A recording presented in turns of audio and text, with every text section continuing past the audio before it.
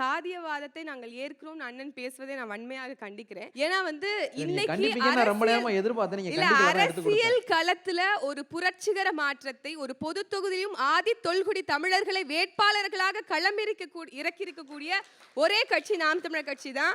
நீ சாதி பார்த்து போடுற ஓட்டு எனக்கு தீட்டுன்னு சொன்ன ஒரு அரசியல் கட்சி தலைவர் உங்களால சொல்ல முடியுமா? நாம் தமிழர் கட்சியினுடைய தலைமை அதை செய்திருக்கிறது.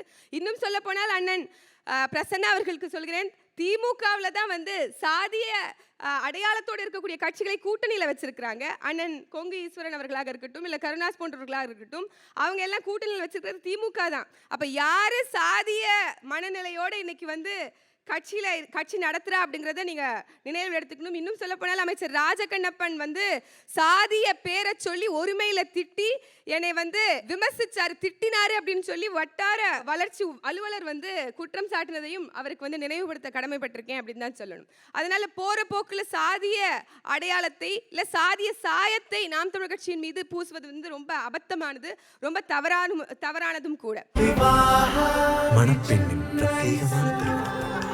Vivaha, the Chennai Silks.